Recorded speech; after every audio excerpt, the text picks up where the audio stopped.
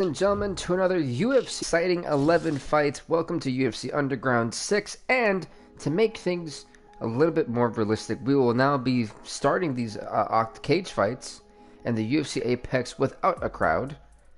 So I wanted to kind of put that out there. As you see right here, Adesanya versus Silva is going to be kicking things off in the middleweight division of this epic episode. There should be no wire there, guest.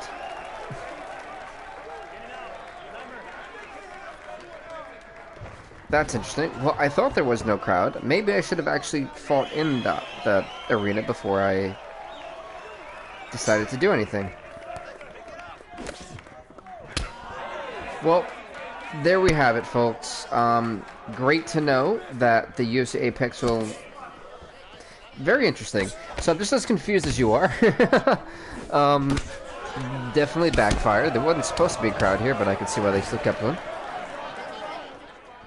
But no, overall, I am excited for this event. So hopefully, it goes up pretty well. UFC Underground, always a fun and exciting time for fighters to kind of bounce back. And by the way, we actually have an 11-show fight card every single week this month. This was supposed to be yesterday's episode. I do want to apologize for not being able to stream. A lot of chaos happened and work called me in a little bit earlier than normal.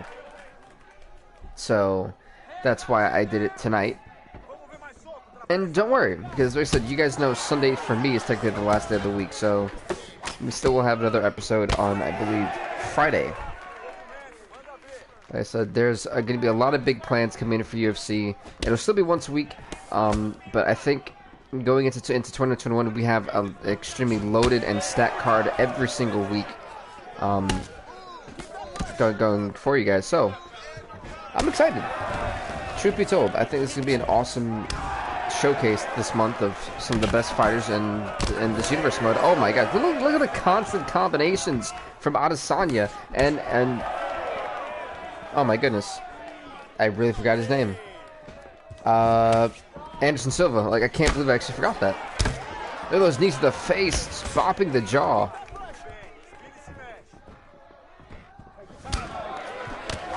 So yeah, happy Sunday night, everybody. We have a Sunday night Underground, so I think it's pretty cool. And actually, this kind of does really work for the feel of Underground. And a lot of you guys may be surprised to see that Israel Adesanya comes in at a record of 2-5. Anderson Silva comes in at a record of 1-5. He recently just got his first victory. Oh my gosh, nice spinning back fist. He recently just got his first victory, I think, about a week or two ago, and he didn't take any damage really, so that's why he's back for one more fight for 2020. That kick, if that flying roundhouse would have connected, I'm pretty sure that would have knocked out Silva flush.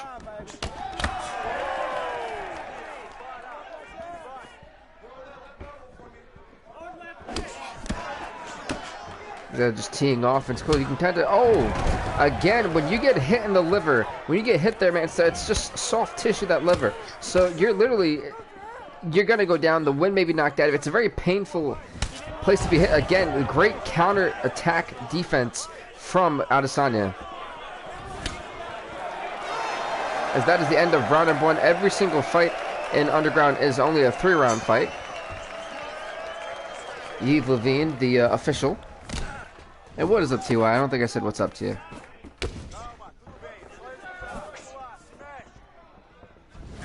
I have no idea what he just said.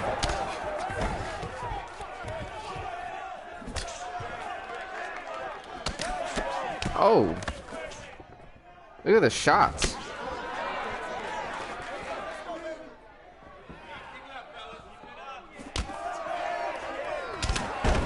Oh, he dropped him.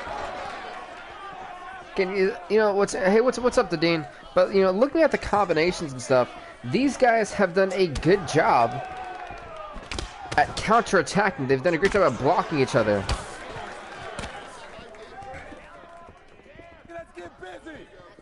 Yeah, both coaches, you know, encouraging some action.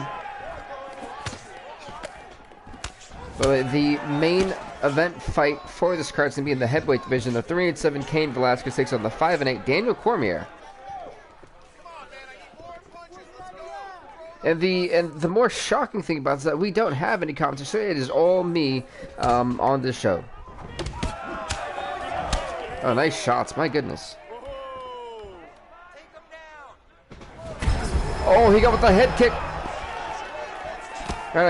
Oh, again, you know, even while Silva's staggered, man, he legitimately was able to have the awareness to keep his hands up, because that second kick would have definitely knocked him out flush. Nice Superman punch him out of Sonic. Oh, they go with I think that was a calf kick actually. They went for it again. Silva falls over the one zone. Now he's trying to go for that three-piece combination. Just hasn't worked. Oh.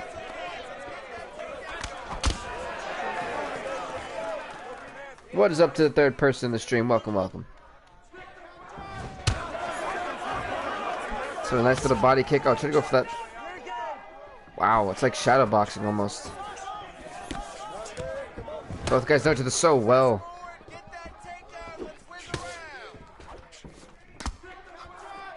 So we're seeing a lot more kickboxing. Oh, nice spinning back fist from Silva though.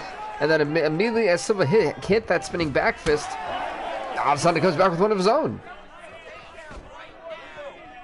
You see Adesanya side calling for a takedown.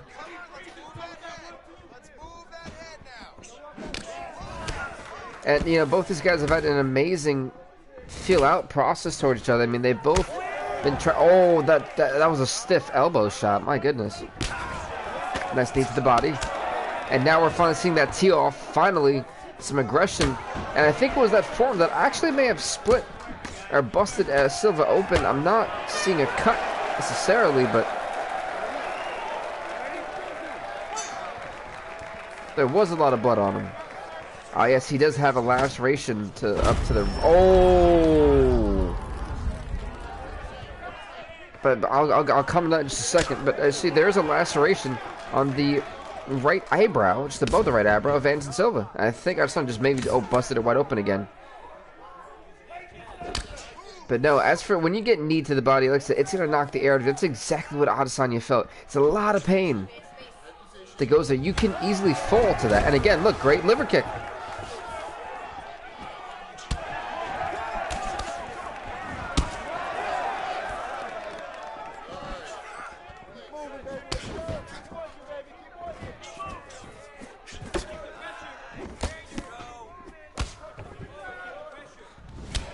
I'm quite intrigued by this fight. I mean, oh, again, got him.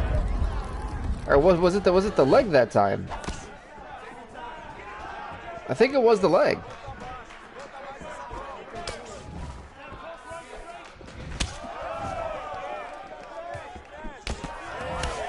A nice uppercut.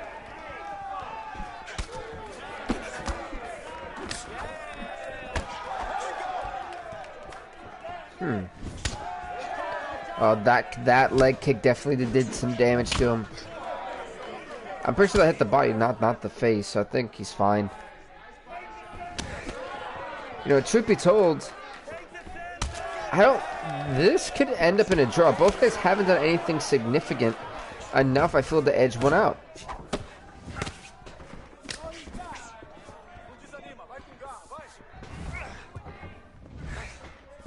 See, Silva now is the main aggressor. Oh!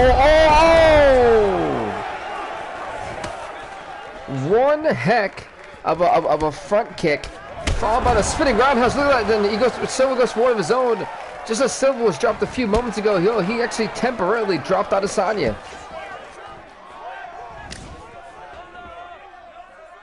Yeah, both guys need to try to finish. Oh, both guys feeling the damage there.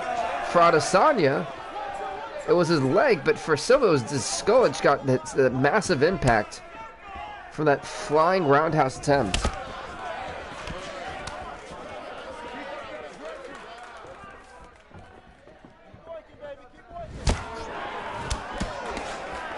And I feel like Adesanya's been the better. Not Adesanya. I feel like Silva's been the better striker. I believe so, but I'm just not sure if that's enough. I mean, it might be. 29-28, it's going to go to someone.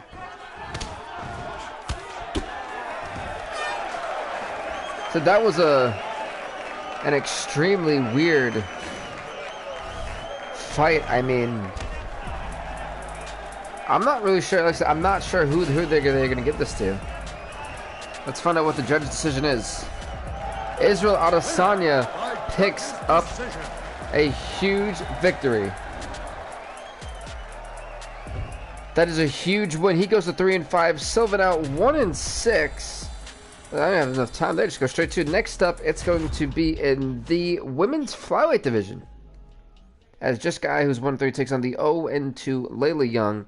And for Jessica Ai, it's all about trying to bounce back into the win column. For Layla Young, it's all about trying to even attempt to get there. But going back to the middleweight bout we just had, Israel Adesanya and Silva, it's heartbreaking to see Silva be 1-6. I mean, but at least he ended the year off with at least one win and a few losses. There's not really many bright sides to that. Israel Adesanya needed this victory and needed to prove that he still had it. I mean, he was on a losing streak, folks. Like, let's be real. He didn't win a fight since we started this universe mode. He was struggling. So it's great to see Adesanya at least back in the win column. At least can go into 2021 with some type of hope, you know? So I think that should be the main thing that he should be focusing on, if you ask me.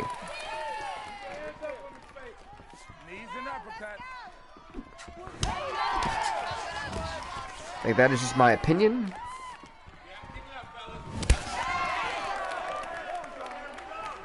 So I'm glad for him, truthfully. But anyway, folks, we have what I think is gonna be a very hard-hitting fight. And the reason why I said it is Layla Young loves to box, but she can also wrestle extremely well. And Jessica Ai, oh, there's also the glitch of Adesanya and Silva on the bottom. That's funny. That's a great glitch to have.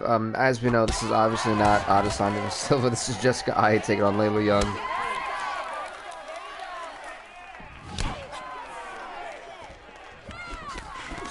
So let's hope that kind of fixes itself. Oh, she got her. I said, you definitely see the size advantage in Layla Young's favor. And what is up, Herbert Lemon?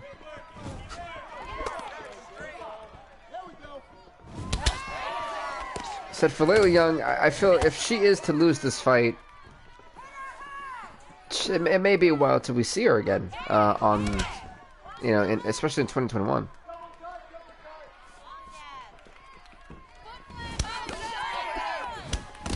You guys are wondering what I'm drinking. It's the Gatorade Orange flavor.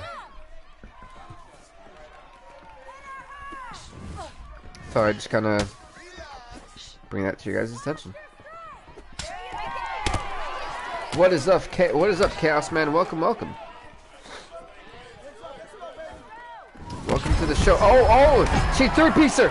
Oh, if that roundhouse would have connected, never mind. She still dropped Layla Young, who's in massive trouble. Just has a chance to finish. It was a great awareness from Layla Young trying to get out of a bad position, but Jessica Ai bringing the fury, bringing the pain to Layla Young. She's got a roll. Oh, she dropped her again. Layla Young can try to put this fight away. Now Layla Young, Jessica Ai kid. Round number one definitely goes to the favor of Jessica Ai. I give it a 10-8 Jessica Ai for that epic round number one. And if she can keep up with that type of aggression, she could easily knock out Young. I would like to think so. Guess I came late to the party. No, not even. It's only the second fight of the night. Out of the 11. Oh, she punched right in the back of the skull. That's gotta be a nasty little bump.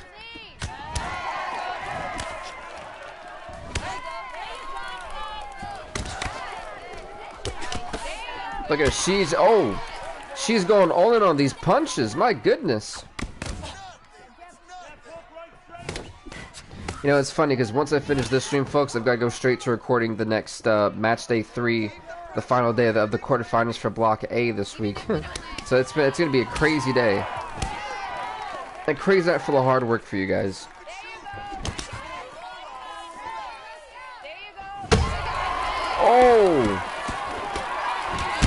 Layla Young is just not protecting her face. She's afraid of something because Jessica Ai is thugging and bugging on Layla Young right now. And look at these shots. I said it's kind of weird to not have the two announcers kind of talk, but I kind of like it. It gives me a lot more of a chance to kind of speak and do a lot. But I think Underground is where I'll actually use the UFC Apex, and that way I can use different arenas for the other shows. And look at that beautiful uppercut. That was an overhand right, 2 uppercuts, and I'm not sure how the granite chin of Layla Young is still taking these punches. I mean, look at her face, man. She's messed up. She's got so much bruising. It's kind of disturbing to look at a little bit. Because you can obviously tell Layla Young is in pain. I mean, when you get bopped like that so many times, it is not a fun experience. Like I truly feel like kind of sorry for Layla Young in this fight.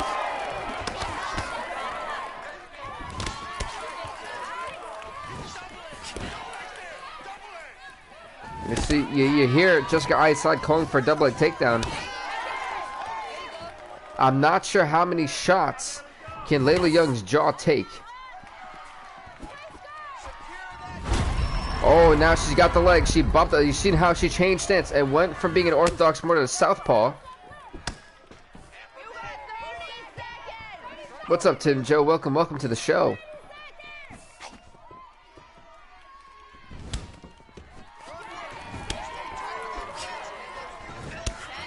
Ah, man. She went. Oh, she got it. She got 4 seconds. Oh, she dropped her. Oh no, she's still conscious. She is still conscious. We're going to round number 3. Saved by the horn or bell was Layla Young. Jessica had an amazing window there. She absolutely dropped Layla Young for that second. You are right at Chaos, man. You know that leg. Honestly, the leg is the least of Layla Young's worry. It's that jaw. It has been constantly attacked, constantly punished for the last 10 minutes. And I'm not sure how Layla Young is conscious right now. Truly. I'm very shocked.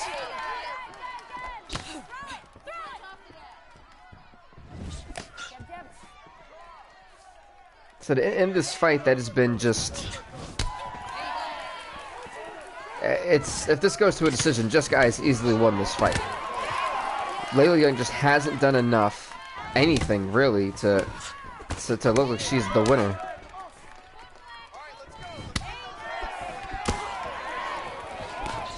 You know, Jessica Ai, there you go. She's trying now tagging that jaw. Oh, one went for the head kick, one went for the body kick. Oh, again, you see it, that quick little jab. It's simple but super effective. That quick little, oh, and now the kick to the skull. How bad is the face? You see Layla Young trying to survive, trying to hang in there. And now you see Jessica Ai is also targeting the face. I mean, not the face, the abdominal. Those body shots do some damage. It makes it harder and harder to breathe.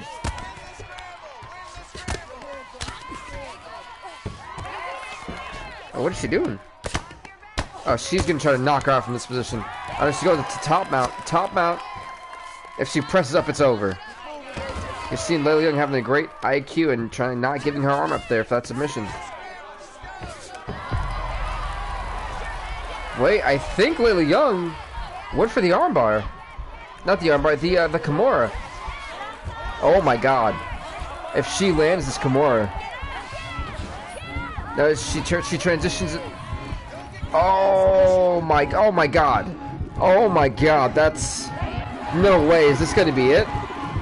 No way, no way, no way, no way, she's been losing the fight that... Is she out? Oh, she broke her arm. Layla Young, out of all people, who was losing this fight from the first... Wow, Layla Young, who was losing this fight completely. Like, there was no shot she had a chance to win. Jessica Ai made a huge mistake of going to the ground, and she just paid for it. What is... Can we see this one more time? I mean, this was all Jessica Ai. Why she didn't keep it on the stand-up, I don't know. But truthfully, this is an upset. Layla Young gets a huge first victory over Jessica Eye. She's now 1 and what is she now? What? Yeah, Layla Young is now 1 and 2. She picks up her first victory. Jessica Eye's gonna be 1 and 4. That's heartbreaking for Jessica Eye. She was in control of this fight from the beginning, and one crucial mistake. What a comeback! What a shocker!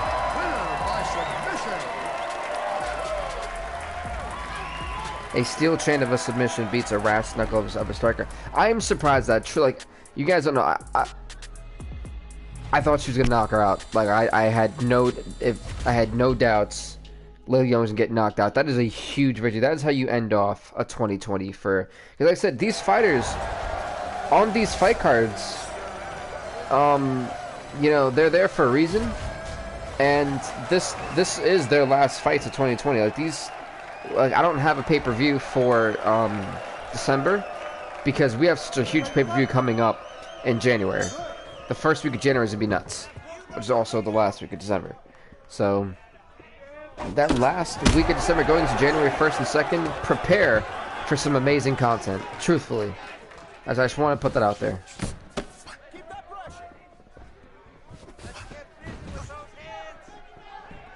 And this is another interesting fight because we see this in the, I'm mistaken, the featherweight division. Yep, in the featherweight division. Ricardo Lamas is 2 and 4. Roy Gonzalez is 0 and 1, but look to be 1-0. Look at the shots. He's already dropping Ricardo Lamas. I'm guessing we're going to be stuck with Adesanya versus Silva for the whole show.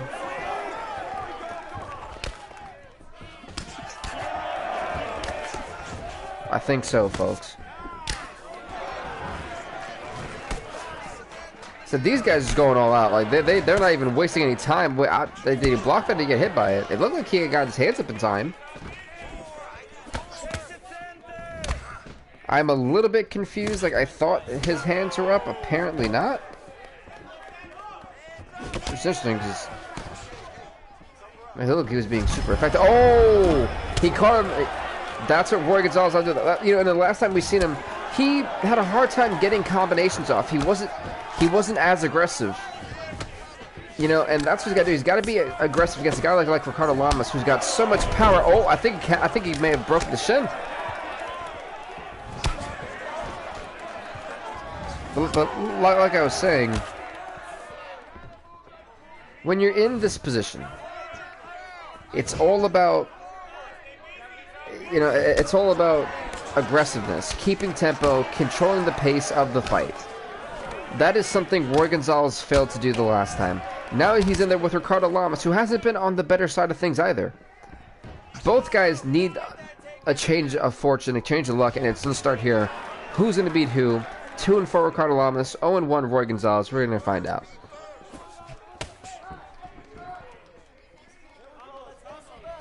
Then I realized I don't have John Enick and Daniel Cormier commentating. Well, for one, Daniel Cormier is actually going to be in the main event tonight. So that's going to be interesting.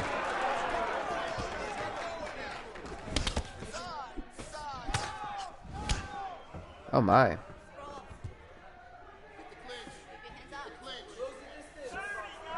Alright. And see, I'm seeing a lot of kickboxing, and I know Roy Gonzalez is primarily a kickboxer, so I'm not necessarily surprised. But I did think he'd be a little bit more aggressive.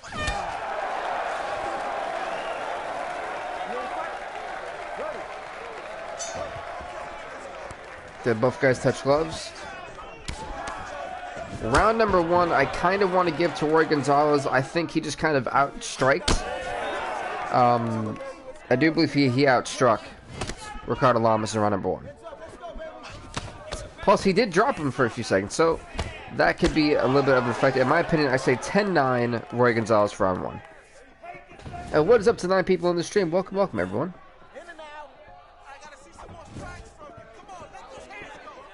They're calling for more strikes. At least from Gonzalez's corner. See, now both guys kind of in a stalemate here.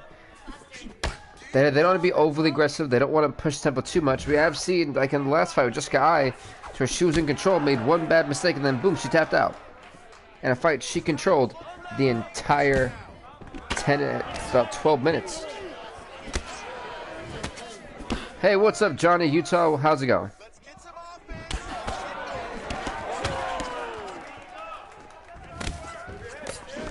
Nice check leg kick by Ricardo Lamas. Now, Ricardo Lamas there, once you make the mistake, Ricardo Lamas is going to attack.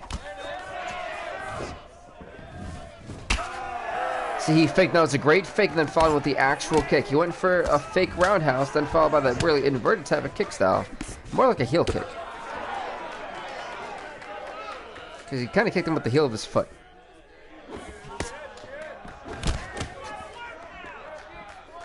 That was 2 nice body kicks. Oh, he went straight to that. Oh, that knee is popped. That knee is bubbling up. Yeah, if I'm oh, I heard that. There was a crack. I know you guys heard that. Look at how swollen that right leg is.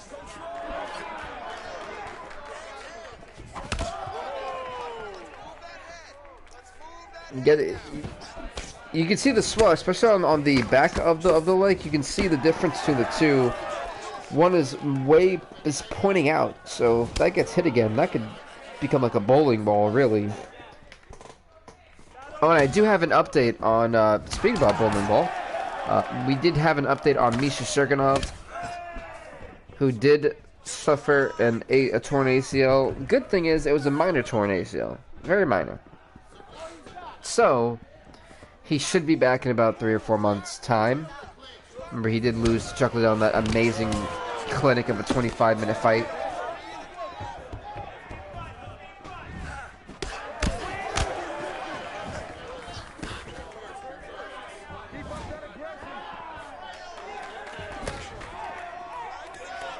So we're going to round number 3. There we go. Ready to fight. Fight! I forgot Herb D was the ref. He barely caught the connection there of that kick. Not sure if that was a straight knee-on-knee collision or what there.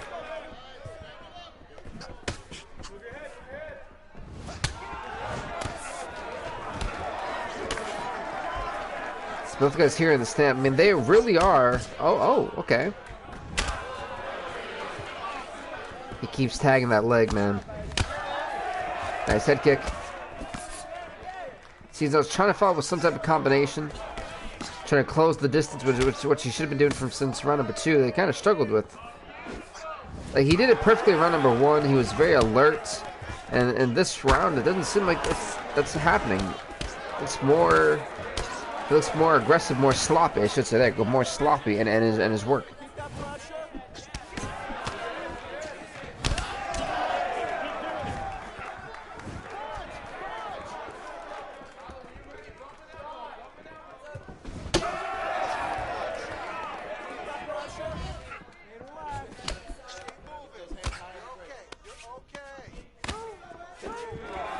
Look at the knees.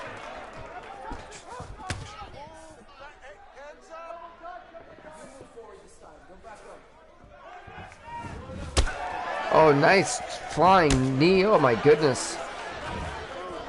Whoo, with the speed of that kick, man, would have knocked him out cold.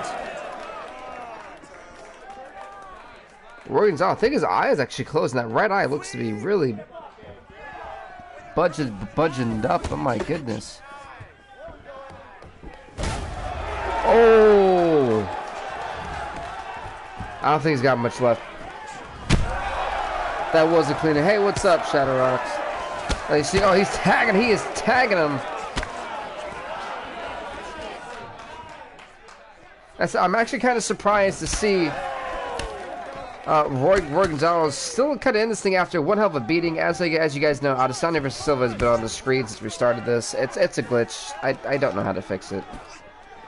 I don't know how to fix it. Said that left or I don't know, but the front leg right now of Roy Gonzalez is scaring me with how badly it's starting to swell up.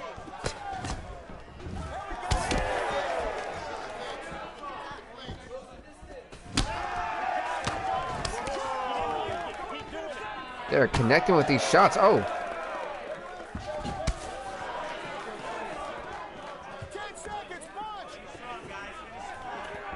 It's definitely a mighty 10 seconds here, but I mean, I don't really know who you give this fight to.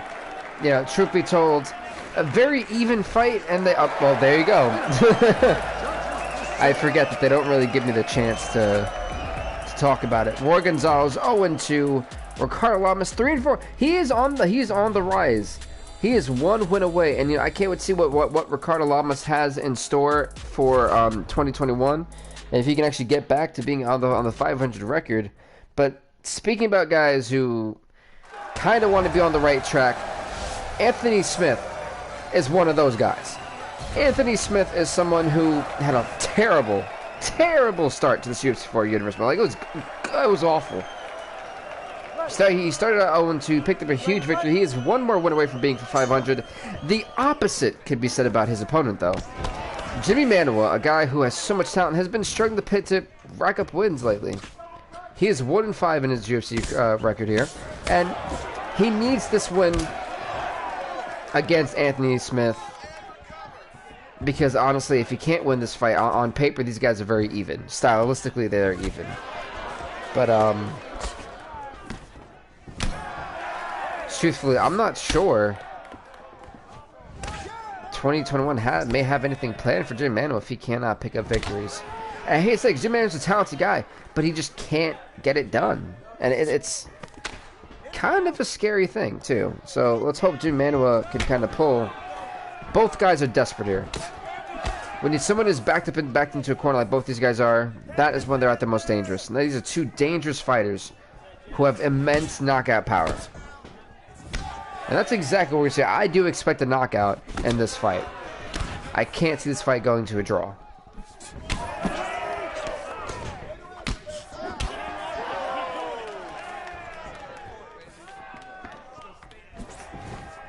You see that one of the main things I think for Jim Manuel that's successful, oh, never mind.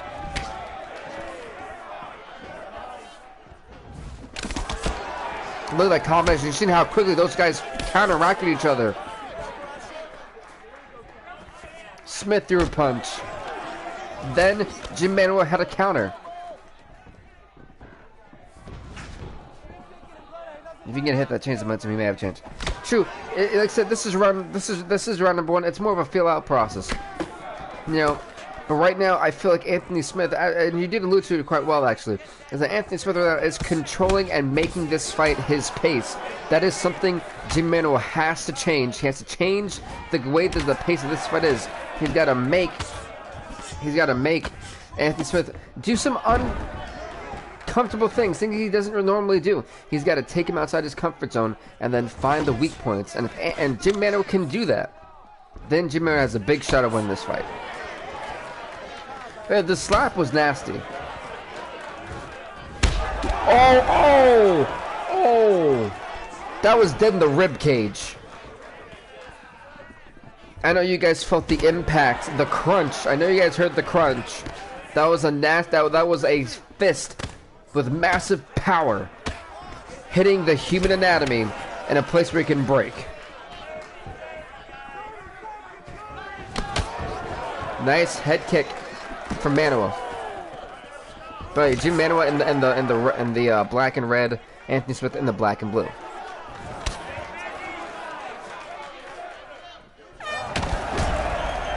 That kick may have been illegal, because I really do believe that at the sound of the horn. Oh! I'm telling you, something was not right about that kick. I think that was a way late kick, and you know, Jim Manuel looked not very stable as we ended round number one. He came in still a little bit groggy to start off round number two. I think we may actually need to get a doctor to check on Jim Manuel.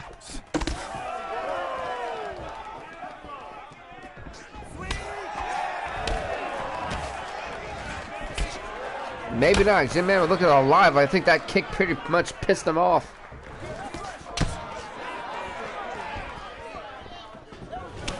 What's wrong with a little sucker kick? And what's wrong with it is if your opponent cannot intelligently defend themselves at the end of a round when when that horn, bell, whatever you want to call it, sounds, the round is over. There was no excuse for that kick. Oh my God! Stop fight! Stop the fight! Jesus Lord! I'm telling you, something was not right, and that was what I told you there was gonna be a knockout. I guaranteed a knockout, and I delivered. But for the way it happened, I'm not very happy about. Not very happy at all. Anthony Smith 2-2, Jim Manuel 1-6. I mean, truthfully, it just. I'm telling you, that I don't think that would have happened so quickly, especially with the way that kick at the end of the round, completely after the horn sounded. I mean, congrats to Anthony Smith, man. He's 2-2. He's in the 500 column. Congrats to Anthony Smith, but although that was a very disgusting, I think, display right there. Poor sportsmanship. Next up, it is going to be in the women's strawweight division. The 0-4 Mackenzie Dern takes on the 6-6 Claudia Gadelha. She is going to be in action.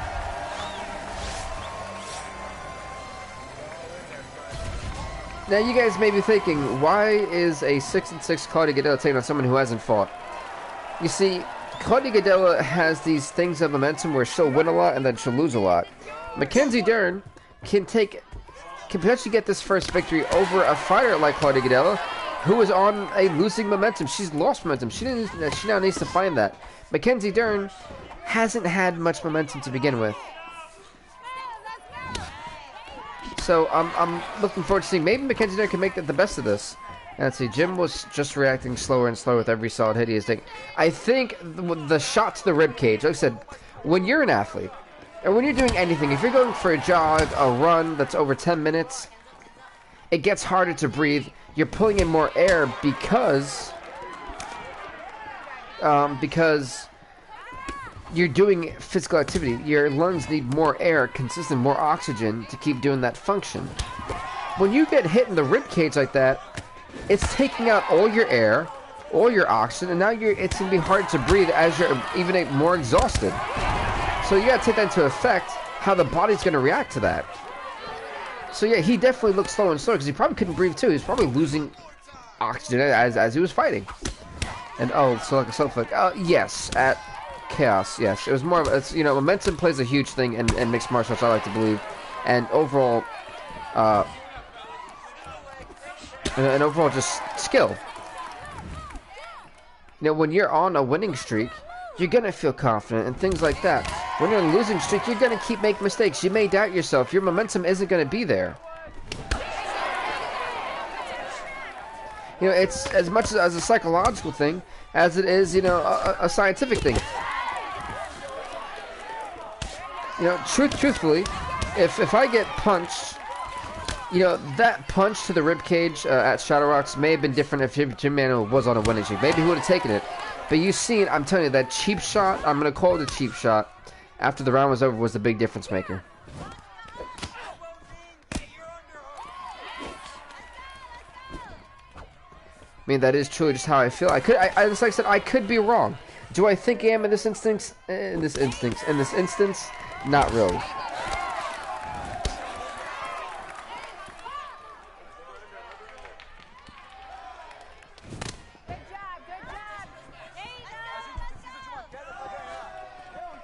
Look at this. Okay, nice little shot there.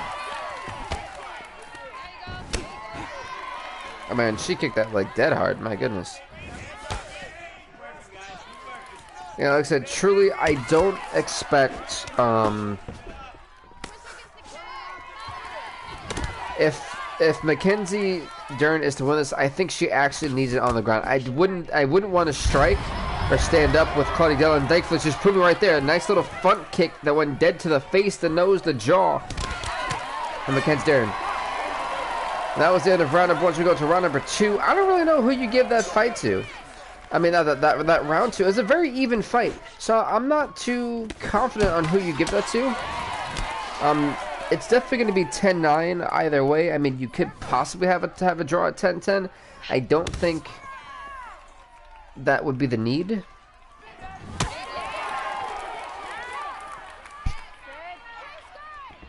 But truthfully, you actually never know.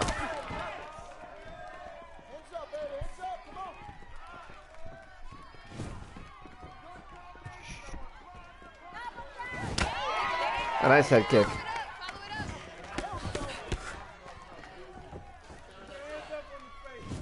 See, it's more of a... Right now, I feel like they're both pausing. They both want their opponents to try to close distance to make that mistake, and then they can capitalize. These are two smart, high IQ fighters, and it shows. And the way they're fighting, the reason why this hasn't been a complete stand and bang or completely chaotic fight is because the IQ was there. Those body shots, man. It may look ineffective, or you may see the woods think, oh, well, she got right back. She's continuing, blah, blah, blah, with, like, with no problem. They do damage over time. Oh, my God, she dropped her.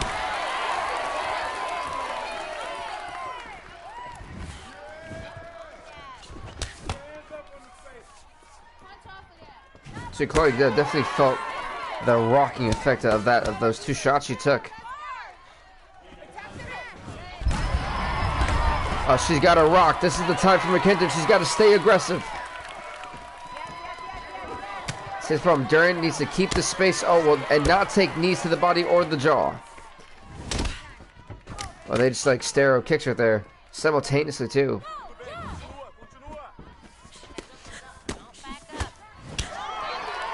And for those leg kicks, over time they definitely do the damage.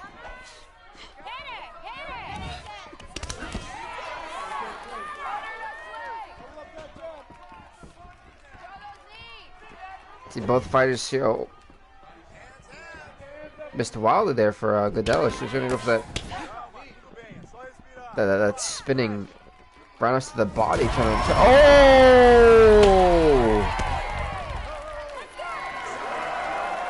Can I see that one more time? I blinked. I blinked.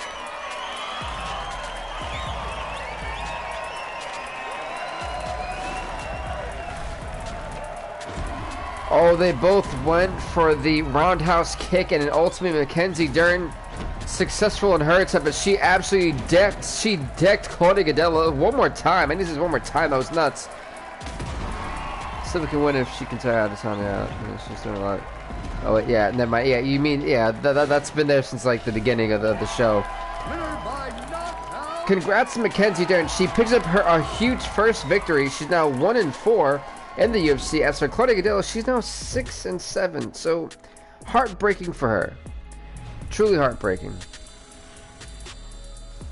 That kick was fast. Yeah, no, that was like I literally blinked and then boom, I missed it. And I was like, wait, how did she get knocked out? I was vinking. I was like, whoa, what did I miss? Like that kick was nasty. I just want to put that kick was vicious, vicious. But next up, folks, this is going to be another interesting fight. And the reason why I say that is because Tim Elliott is 3-4. Louis Smolka's 0-4. If Tim Elliott is to beat Louis Smolka, Tim Elliott could potentially find himself as a ranked fighter. Potentially. So Tim Elliott right now needs desperately to win this fight to try to get into this flyweight contendership ranking, their division ranking. So this is probably one of the toughest divisions to be ranked because of how bad the records are. Oh, and I can confirm on the final fight night of 2020 in our UFC Universe mode, to be December 31st. There will be the final fight night of the year.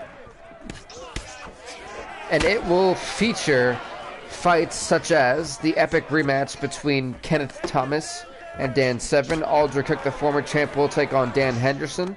We'll see George St. Pierre make his epic return to the UFC as he takes on the former champ Chris Weidman. We'll see Conor McGregor in a dream fight as the main event against Tyron Woodley. We'll see the former champ Anthony Pettis take on another former champ Jorge Masvidal. We'll see the former champ Renato Moicano take on Alexander Volkanovski. We'll see Alex King make his bantamweight debut as he'll take on Jim Rivera. In the men's flyweight, we'll see Alejandra Pantoja take on Udrak Carter. We'll see Ronda Rousey make her epic return against her ultimate rival Holly Holm. We'll see Joanne Caldwell take on Erica Fisher. And we'll also see Karolina Kowalkiewicz take on Angela Hill. That is the epic final fight night of the year, Fight Night 20, and what should be an absolute spectacular that you don't want to miss. Truthfully, it's going to be phenomenal. December 31st, a fight night like no other that happens on this channel. A bunch of amazing fights that are going to take place. So, but before that, we have Fight Night 19, 18, 17 to go to. Fight Night 17 will be this Friday. So definitely want to keep an eye out for that. Oh. Like I said, this Underground was supposed to be on Saturday, but due to some crazy reasons and work calling me in earlier than they should have, yeah, I am doing it on a Sunday. That way it doesn't interfere with Fight Night 17 Friday. As you guys know, I consider Sunday the final day of the week on this channel. Yeah, I feel like that low-key kind of took away from the first round of the flyweight division fight. Oh, Smoker's hurt. By the way, Smoker's in the black. Tim Elliott is in the gray. Thought I'd point that out. To go for my amazing Gatorade orange. But you know, I'm drinking that for the stream.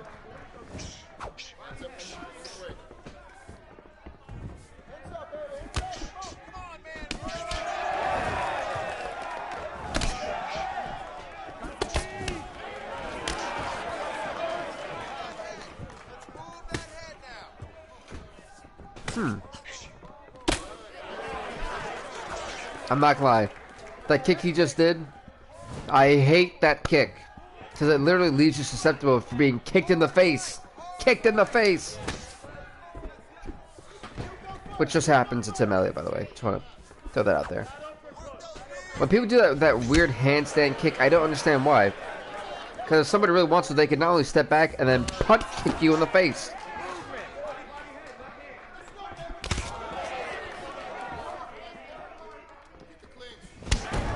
Oh! He kicked him right in the back of the thigh. He kicked him so hard he went down to a knee.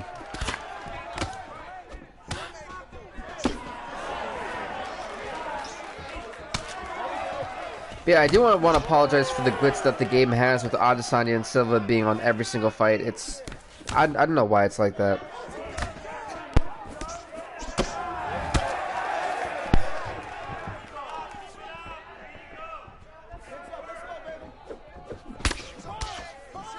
It's called a combo, amigo. Punch to kick. Well, remember, that's the problem with a lot of fighters, I think, in the UFC have, is that they do have a hard time, you know, following up with that one punch, you know, that one piece, two piece, three piece combination that they have. Oh, Smoker's stopping Elliott dead in his tracks. Now this is the time he's got Elliott kind of backed up in the corner. Oh well, then you know Elliott gonna fall with the front kick of his own. You know, Tim Elliott is a guy who does make a lot of mistakes. Like, let's be honest now, a guy who is again seems to be too aggressive, too intense, and it has led him to a bunch of losses. That's why he stands here at a 3-4 record.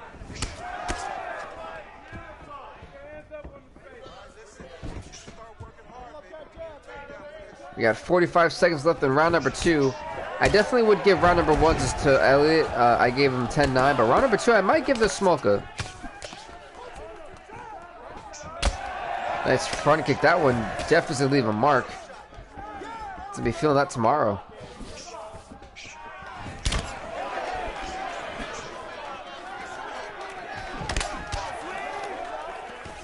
Yeah, it's that head movement. I don't.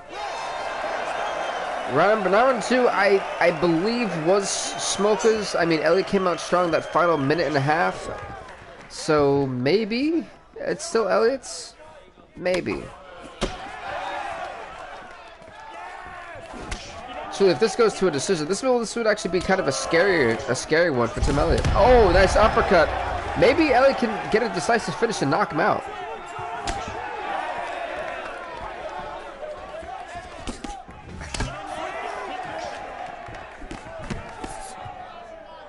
See, you've seen how Elliott got his hands up for most of the combination previously, and then ate another combination after that. Oh, he caught the look. That was an intelligent IQ, defensive IQ there from Louis Smolka, who caught him again.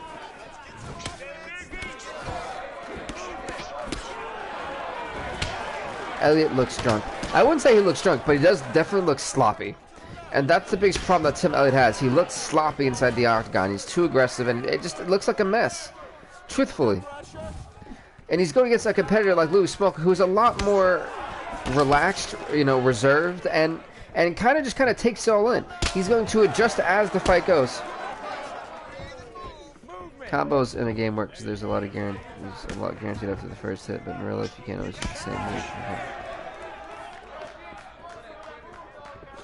Yeah, I absolutely agree with that at Shadow Rocks. I really do. But here's the thing, though. You've seen how effective the game plan and the strategy has been for Louis Smolka. Yeah, he has taken some... Oh, my God. How fat... This could be the turning of this fight right here. Tim Elliott is in another world after that shot. He had no idea that was coming.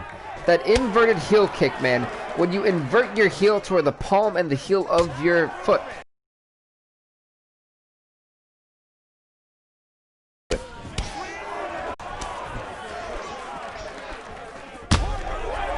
He has bopped him. He has dropped him.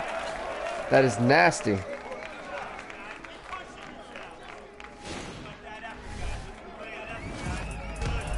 Poof, that is nasty. Internet connection quality is not sufficient. Oh, come on. Really? Not right now. So let's hope it fixes itself. But Louis Smolka wins this fight by judge's decision, and I really hope that the stuff fixes itself. The last time we had to do this, I did the same thing, and I really don't need that right now. Alright, but next up, the lightweight division. Oh, this is going to be a good fight. This one is going to be interesting. Very interesting, actually. Let's see. Tim Elliott, though, 3-5. As for Louis Smolka, he got his first victory. Congrats to him. It's 1-4. Oh, I forgot that I wish they took that out the game on a serious note. Let's go, guys, fight.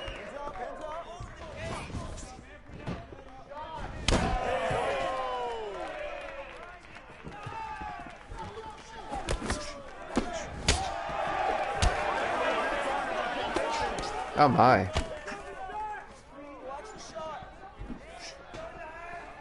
Here you go, but sorry about that, folks. Like I was saying, I think I finally fixed the router issue. I hope. But like I was saying, I was rudely interrupted by Wi-Fi. This is an interesting fight because I look at Donald Cerrone, and man, oh man. Donald Cerrone is a 3-9 record. The guy is a fighter. Like, let's be real now. The guy is a warrior. The man refuses to really go down and stuff. And he's been surviving. I give him credit where credit is due. He has been surviving. So, in order for him to kind of come out here, and if he gets this win against Mark Jacasey, it's going to propel him forward. He'll be at 4-9. He can breathe a little bit more comfortably. But Cerrone was the go-to guy. Hey, I'm back. Welcome back, Shadow Rocks. Yeah, for me, it was like trying to get everything working. I was like, oh my goodness, like, that's not... I was really hoping that I wouldn't have an issue with it. I was like, no, let's fix everything.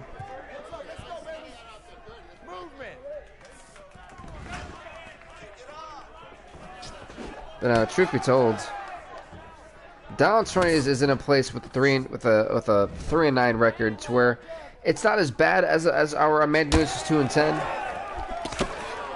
But Cerrone knows he's got to beat this guy. He's got to keep a winning streak going or something. Otherwise, 21-21 may not be too kind for him. Mark Jacasey, on the other hand, he's 1-3. For Jacasey, his only victory actually comes at the hands of beating Conor McGregor. Let that sit there. He beat Conor McGregor by basically breaking his leg. Referee had to stop the fight. Ever since then, Jacasey hasn't really had the best run of luck, you know, truthfully. So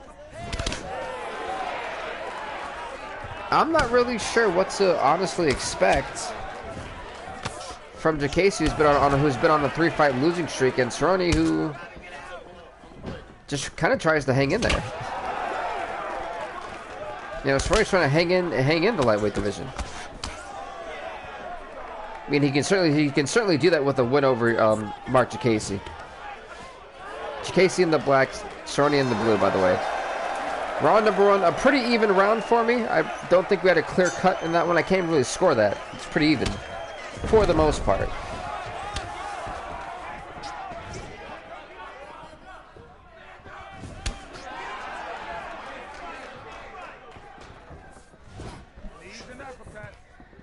All right.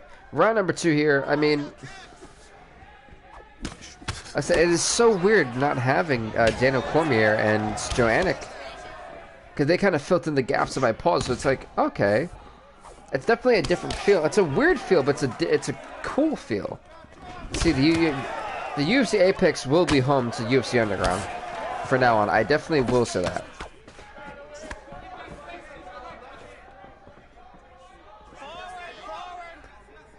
You hear him saying forward. That's actually Cerrone's corner saying go forward. Like, you know, close the distance, keep on the aggression.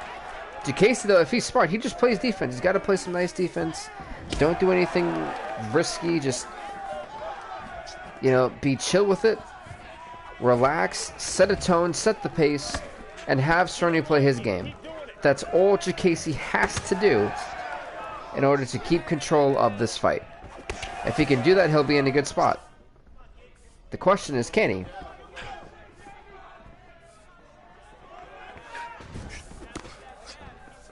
That right there, folks, is the $1 million question. Can he keep control and keep pace of this fight in his favor?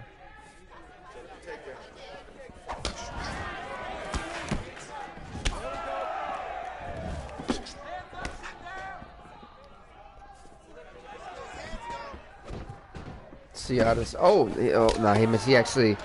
Jacasey just kind of deflected that spinning back fist like it was nothing. Okay, nice kick to the body. Okay. The best defense is a good offense. You know, I agree and disagree with that.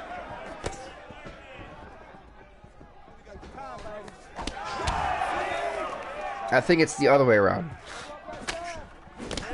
Because whenever you win a championship, or whenever you're in that type of situation, your offense can score all the points in the world. But if it has no defense, how do you win? You can't score all the time. Virtually impossible. Therefore, you need a good defense. Because defense wins championships. And we all know that. And if you don't know, now you know.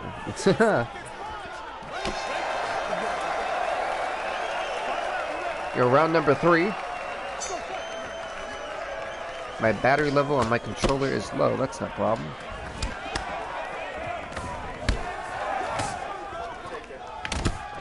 Plug in my controller. Right now, round number 3, this is where both these fighters have to be anxious, have to be aggressive. They have to throw caution to the wind a little bit. Like, not too much, but just that. Oh, he again, those kicks, man, those calf kicks really have been doing fighters in. It's like the ultimate setup to not being effective.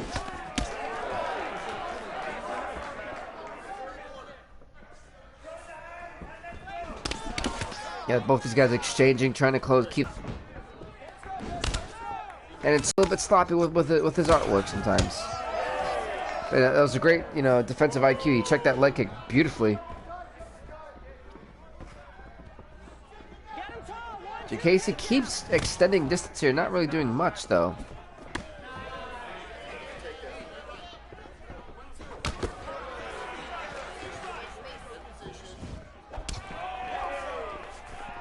You see, now Cerrone wants to extend his distance, which is forcing JKC to move forward, make mistakes, and this has been primarily at the pace of Donald Cerrone,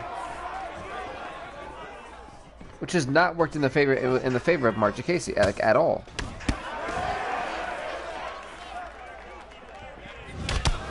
Oh.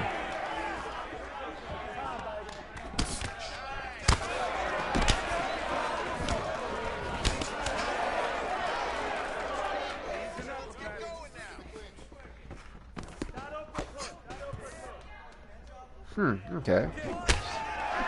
Oh, nice knee to the body.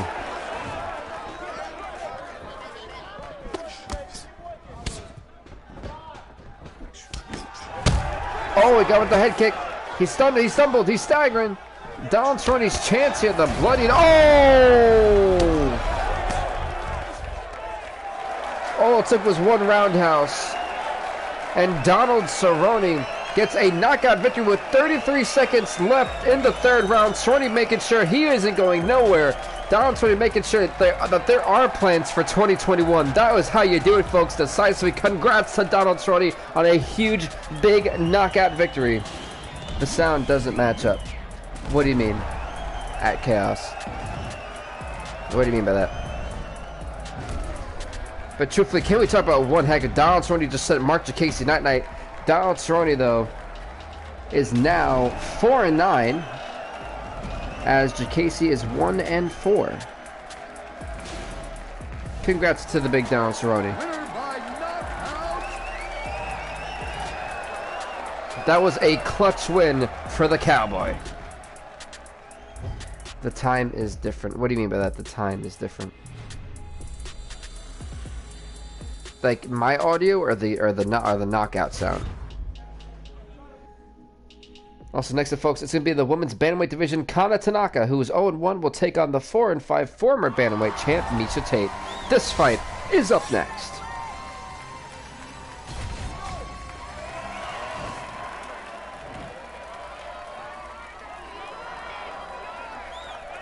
Skip. There we go. I actually skipped just until next time. This is going to be a rather interesting fight. Tanaka, more of a... Tanaka in the white and red, Tate in the black. But no, Kana Tanaka is more of a... not necessarily patient fighter, but an unorthodox fighter. She's very well-rounded in almost every department. In mixed martial arts, you know, Muay Thai, wrestling... The KO was way earlier than that. The actual KO, like, the fighters were punching out. Or punching, but to me, they were just standing. Oh, that's weird. That's really weird. That's very strange, actually.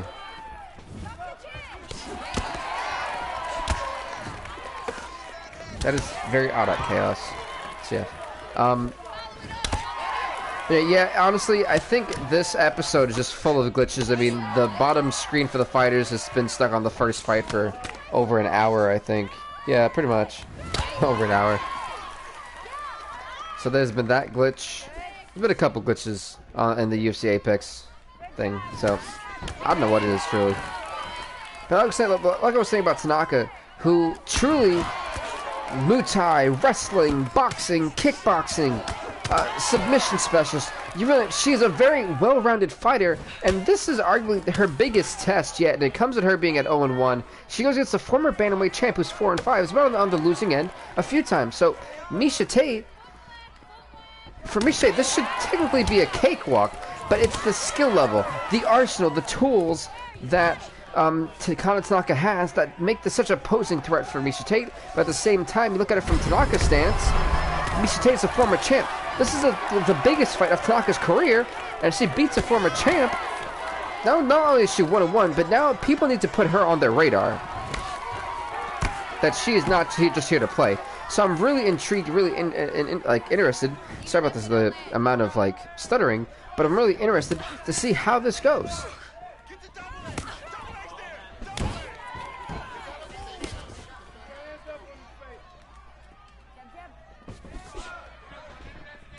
I think this is the final women's fight. Yep, this is the final women's fight of the night. Wow.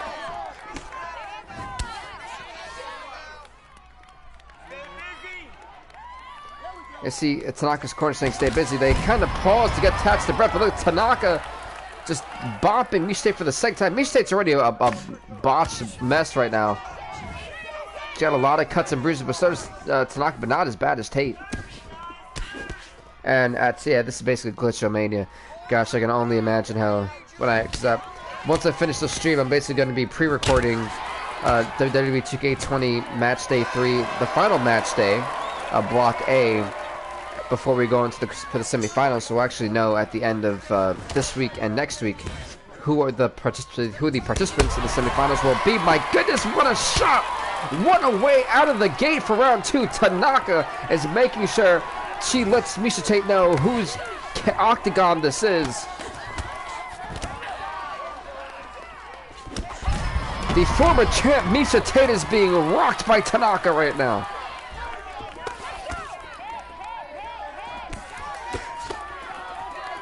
Man, true, this has got to shock shock everyone right now. I mean,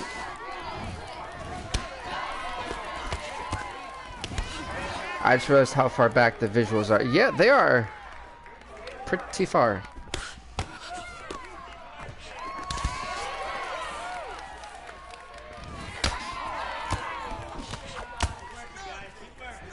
Oh my goodness, look at the exchanges here.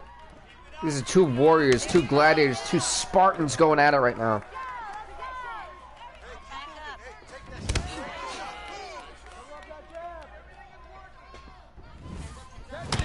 Oh, nice. She bopped her. That was the side of the skull into the ear. She knows there's going to be a lot of ringing on near the side of the ear of Miesha Tate.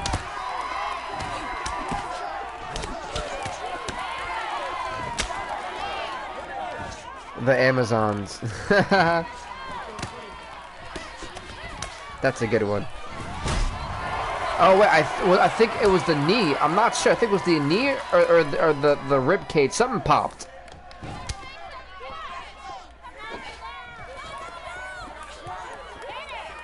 Something popped, and I think it just completely may have changed the game plan for Kana Tanaka. Oh, she dropped her. She's still up? Oh no, she dropped her again? This could be it. This could be it. If she continues, Miesha Tate will be on Dream Street. How is Miesha Tate still in this thing? Oh, that's not good. She puts her... Tate's got to figure out. There we go. The former women's bantamweight champ has been in a bad position like this before. She has to realize now. She's going to the north-south. Going for the north-south choke. No, Tate seen it coming. That was a great scouted maneuver on Tate's part. Tanaka trying to keep control and pound her. Oh, she got on the jaw. She got on the jaw. My goodness.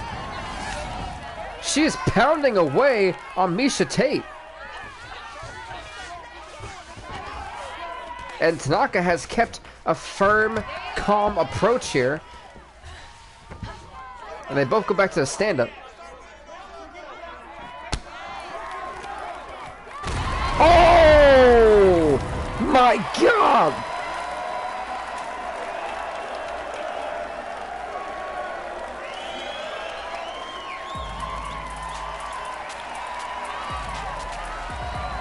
Wow!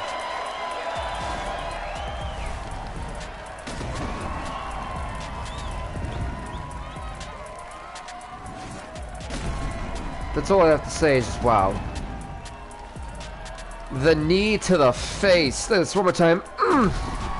My goodness. That was a knockout. That was a knockout. That was a knockout. Kana Tanaka now 1-1, just made her presence felt. She just beat the former women's bantamweight champion, Miesha Tate. That was impressive. That was nuts. Right before the end of the second round, what a knockout as we move on to the welterweight division. But let's just take a moment to really just take all that in. That was insane.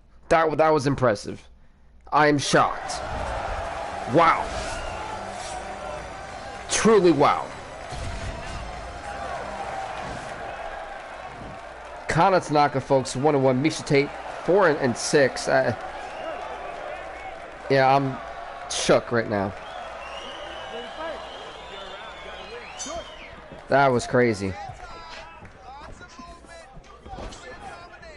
I'm making sure that's in the record books right there.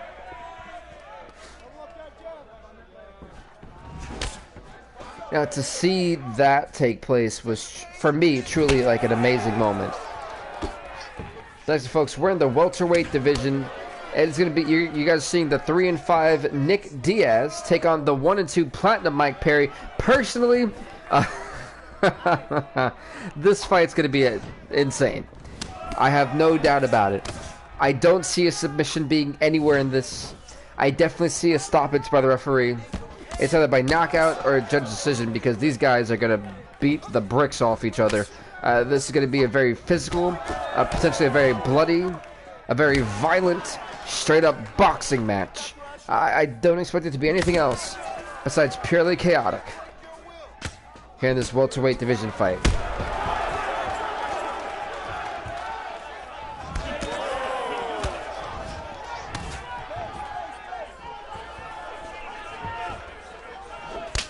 Now, Nick Diaz is more of a well-rounded fighter. He's been on a winning streak of his own. And for Platinum Mike Perry, if he beats Nick Diaz, he's back to the 500 column. He's 2-2. End off 2020 with a 2-2 record. It's good transitions. Please, Internet, just work for once in your pathetic existence. Oh, he's clocking away at Platinum Mike Perry. Oh boy, yeah, I'm telling you, man, when the internet starts that lag, man, it really just pissed me off.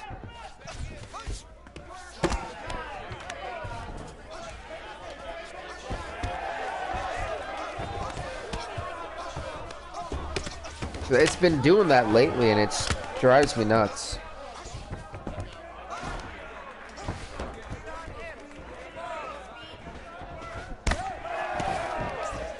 I think it fixed itself. The audio matches the visuals. That's good.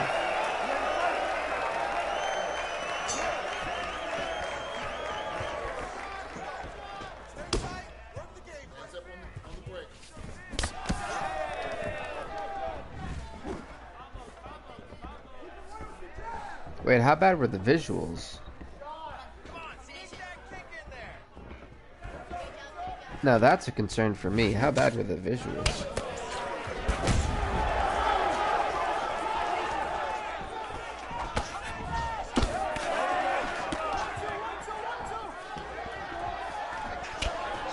The audio delay is still there. I know the audio delay will probably be there. As long as the... I wonder. Because that's actually a real concern for me, at least. Oh, I see what you mean. Yeah, the visuals are not that great. Oh, that's gonna suck.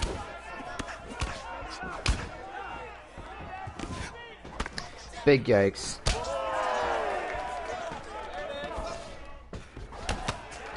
Yeah, I'm not sure what's going on with this stream. It's a hot mess tonight. Down goes Platinum Mike Perry.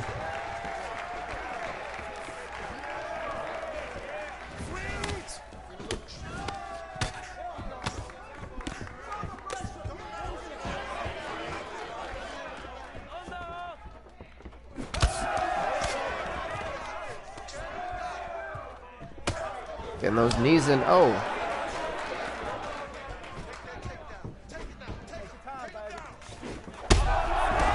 Ooh, bopped him.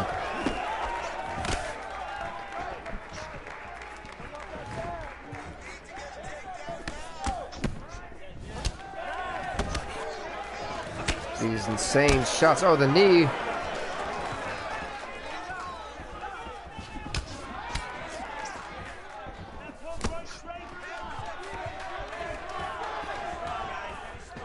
It matches now for sure, which is actually awesome. That was like my big concern was...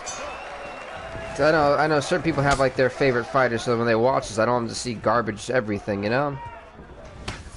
It's really annoying because where I currently live, I'm like the farthest away from the internet, but even then, it's still pretty decent. So to see that, you know, it struggles really irks me sometimes. But I'm glad that it looks good, at least. Or it did look good.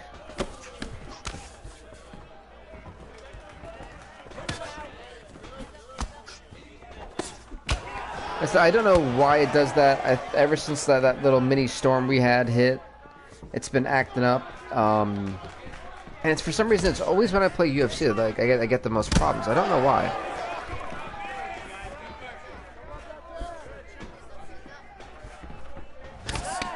Like I said, folks, this was going to be an absolute wreckage. I mean, and both these guys have proven that with just the pure bloodshed, you know?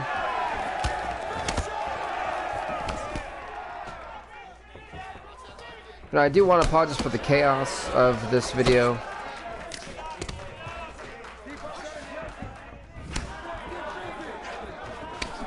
Look at the shot. Okay.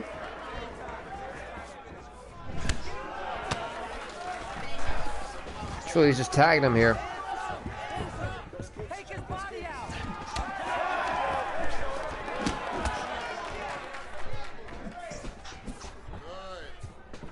Last decision was pretty good. Yeah, I don't know what it is. I mean, I think it's because everyone's probably on it at once. Nice body kick.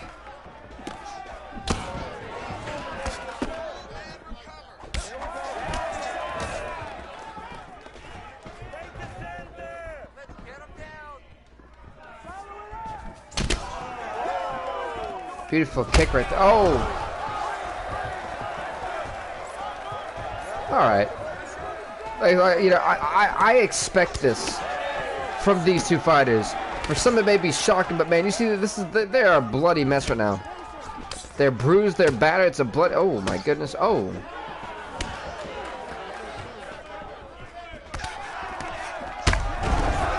He clocked him dead on the jaw, my goodness.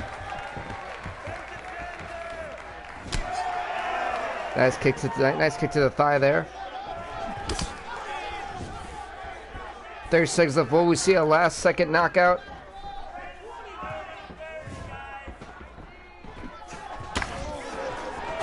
Oh! Well, we did. Well, we did. Wow. That front kick, Nick Diaz just knocked Mike Perry out into oblivion. Nick Diaz now moves to 4-5. Mike Perry 1-3. What a knockout to end the year for Nick Diaz. That was boom! I told you folks we were gonna see a knockout in this fight. I knew it. I told you, man. These guys are men of violence, men of war. That's it, and they proved my point in this fight. Winner by knockout. Now, congrats to Nick Diaz on winning a complete war inside that octagon. That was, man. I'm telling you, man, the levels of brutality are nuts.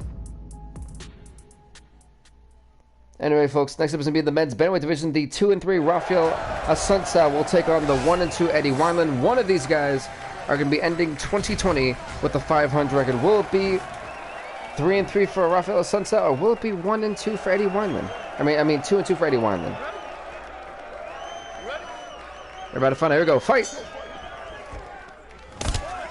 And they immediately kick it off with Stero. Just kicks to the body. Now, Rafael Assunção, more of a passive fighter that we've seen in recent fights for him. He's definitely changed his style.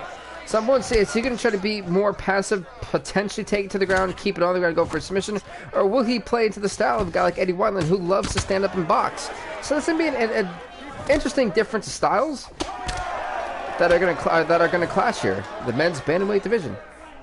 But folks, the main event, the heavyweight division, we'll see the 3-7 Kane Velasquez take on the 5-8 Daniel Cormier. That fight is up next. That is the main event that we're gonna have for you. Again, and on Underground, there are only 3-round main events. All the fights are 3 rounds. So keep it up there. And I said the UFC Apex will be hosting UFC Underground from now on. This will be the new home for Underground.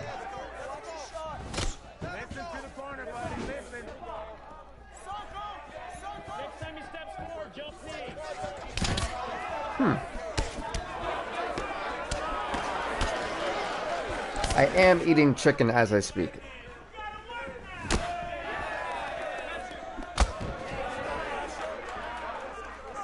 Alright.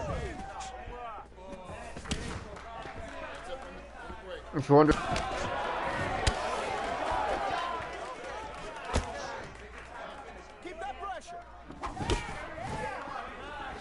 You know, my hope is that the video itself does fix itself and it does get better. I do want to apologize for how bad this one is. So this is one of those that I am actually going to apologize for because it's a bunch of it does bother me. It does irk me right now. I will admit that.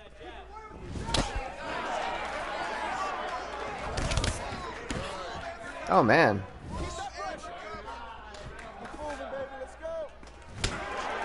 Okay, nice leg kicks. Okay, I see you, Eddie Wineland. By the way, Wineland in the black, Assunção in the yellow.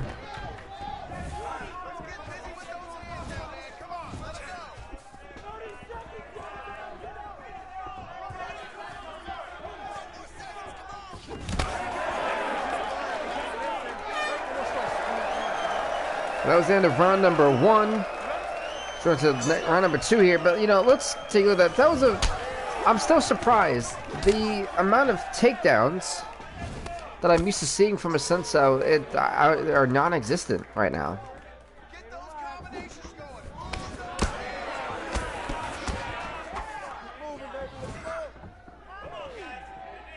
You know, that's great and all, but truly, I just hate the fact that, you know, I'm having this problem. I know why the problem is, you know, and it's an annoying problem. So that's why I'm kind of more relatively annoyed with the result of that.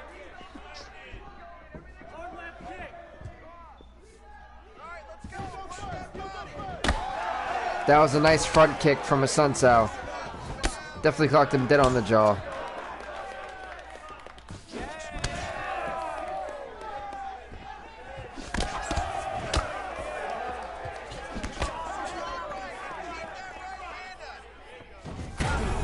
Oh, he jumped with that. Oh my gosh, he jumped like he was a Splatoon character for a little bit.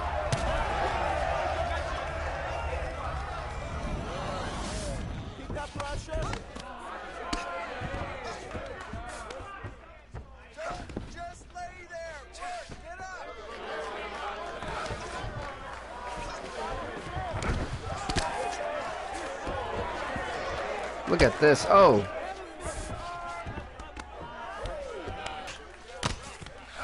Yeah, nice punch to the body. Oh. And turn it around on him. Good job, Eddie. I thought Assunção was going to go for that submission. That is Wineland's coach telling me that he's still in this fight.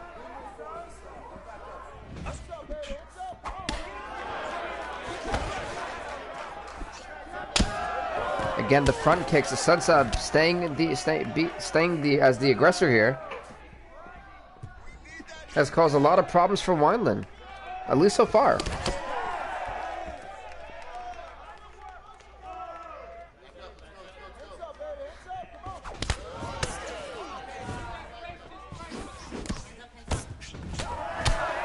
Nice head kick.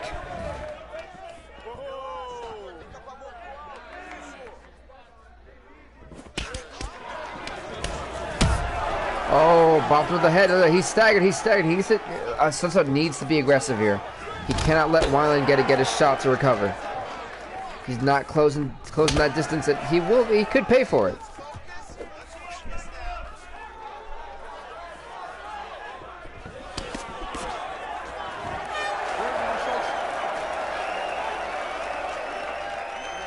All right, round number 3 after what I believe right now, that round definitely went to Rafael Assunção.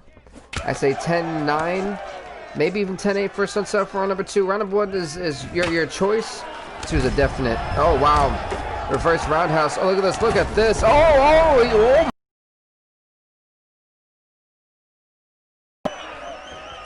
Both guys just... I'm not sure who had the worst of that. Oh my god, just like spun his face around basically. I thought he kicked him so hard he may have broke his neck. Well, when you kick somebody that hard, you'll definitely do some type of damage. He may need facial reconstruction soon.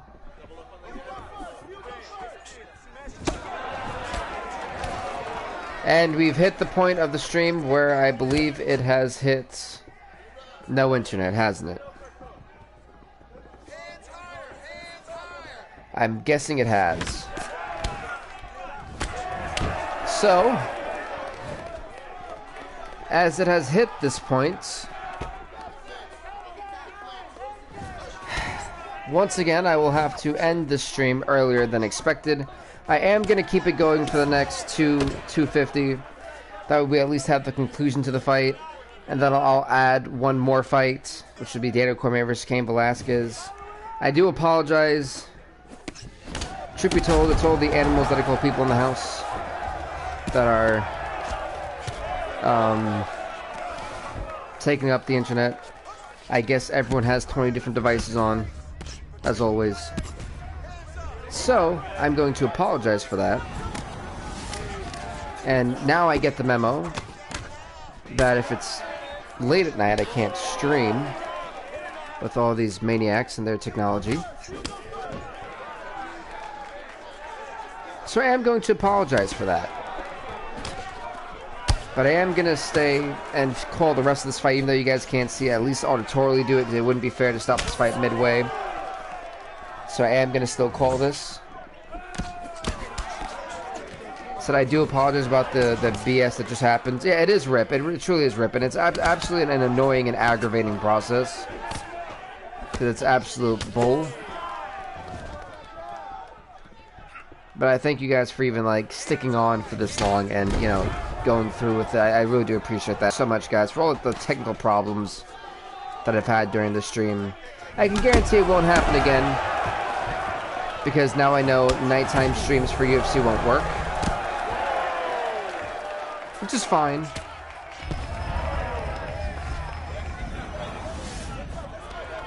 I just know that I have to kind of adjust how I do it.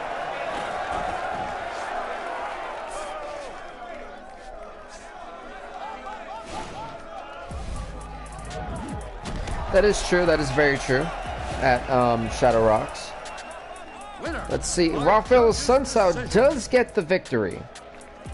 Huge for him. He's 3-3. Eddie Wineland 1-3. Congrats to Rafael Assunção. Like I said, that is all I have for you, because I said I'm not going to do another fight with you guys not seeing any of it. It's not fair. So we will move Kane Velasquez, who's 3-7, versus Daniel Cormier to Fight Night 17. That'll probably be the last fight of Fight Night 17, just because moving guys around would be a painful experience. But anyway, thank you guys so much for watching. I do apologize about it. And I will see you guys next time on Friday with an actual full video for you guys to watch. And I have to deal with this bull that just happened during this stream. So I do apologize about that, but thank you guys so much for watching, and please do leave a like, leave a comment, subscribe to BVTV for more off the hook action. Thank you guys again. See you guys next time, folks.